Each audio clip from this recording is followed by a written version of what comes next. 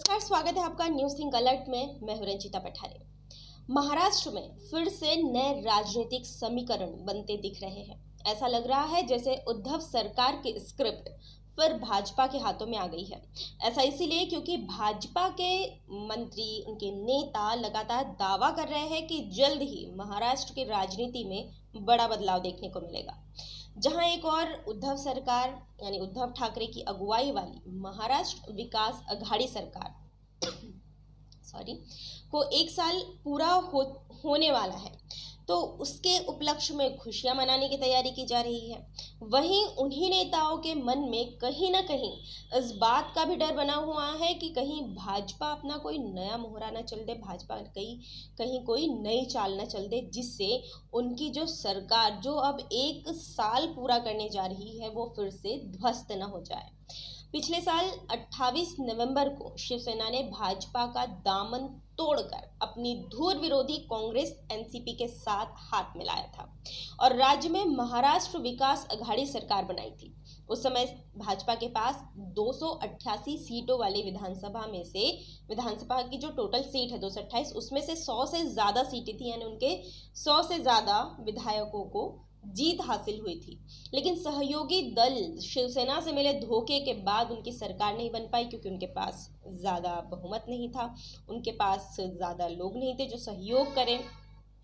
इसके बाद हालांकि जब उस समय सरकार बनी थी तो बहुत सारे गेम देखने को मिले थे।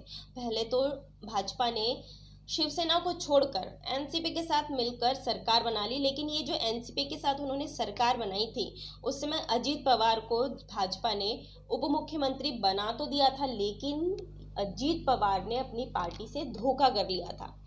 अब एनसीपी तो शरद पवार के हाथों में है। उन्होंने बात करके और मना कर अपने जो बेटे समान अजीत पवार को अपनी पार्टी में वापस बुला लिया। अब ये सरकार जो बनी थी भाजपा की, वो 48 घंटे भी नहीं चल पाई और वो ध्वस्त हो गई। अजीत पवार हालांकि अभी भी महाराष्ट्र के उप मुख्यमंत्री हैं, उन्हें बाद में एनसीपी ने माफ़ कर दिया गया क्योंकि वो अपने सारे विधायक, अपने सारे समर्थक को लेकर चले गए थे। लेकिन बाद में बनी तो भाजपा की सरकार नहीं बनी, सिर्फ शिवसेना, एनसीपी और कांग्रेस की सरकार जो उन्होंने साथ में बनाई। अब इसके बाद तब तो भाजपा शांत रहेगी, लेकिन जब अब एक साल होने वाला है सरकार को, तो भाजपा के नेता खुलेआम उद्धव सरकार की विदाई की तारीख का ऐलान कर रहे हैं। केंद्रीय मंत्री राव साहब दानवे ने दावा किया है कि बीजेपी महाराष्ट्र में अगले 2-3 महीने में सरकार बना लेगी। उन्होंने आगे कहा कि हम सिर्फ विधान परिषद चुनाव का इंतजार कर रहे हैं। राज्य में सरकार कैसे बनेगी यह मैं आपको बताऊंगा, यह उन्हें बताऊंगा, वो भी सरकार स्थापित करने के बाद।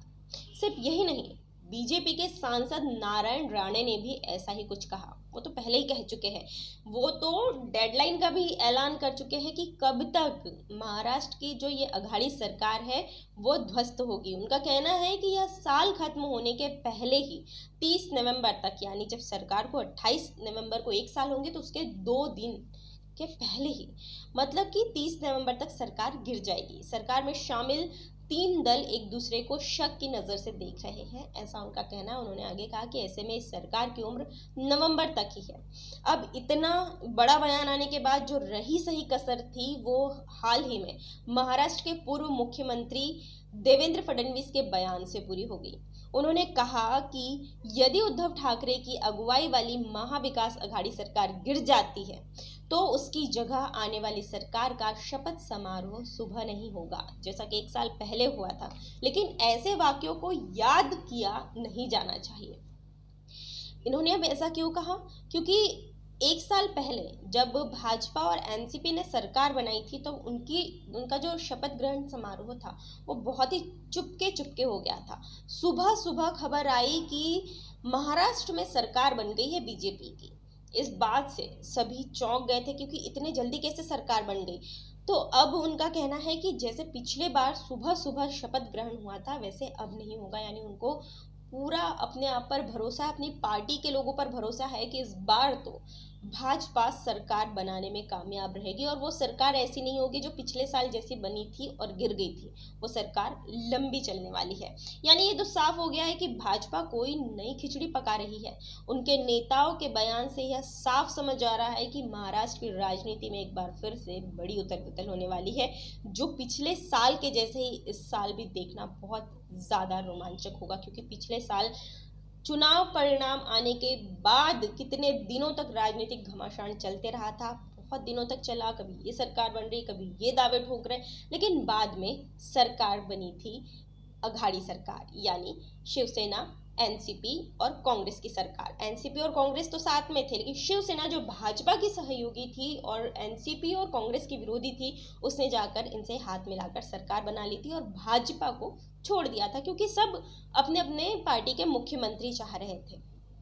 अब अपने विरोधी दलों के पास जाने के बाद शिवसेना को ये फायदा हुआ कि उनका मुख्यमंत्री बना। अब उनका मुख्यमंत्री बन तो गया है, लेकिन देखने वाली ये बात होगी कि भाजपा के जो ये दावे हैं, भाजपा के नेताओं के जो ऐलान है, वो किस हद तक पूरे होते हैं और कब तक, अगर उनके ऐलान पूरे होते हैं तो इस पर शिवसेना के नेता क्या कहते हैं और वो इसके लिए कैसे तैयार रहते हैं, ये देखना और भी दिलचस्प होगा। फिलहाल इस रिपोर्ट में इतना ही था। ऐसे वीडियोस की जानकारी के लिए बने रहिए न्यूज़ थिंक अलर्ट के साथ। Thank you.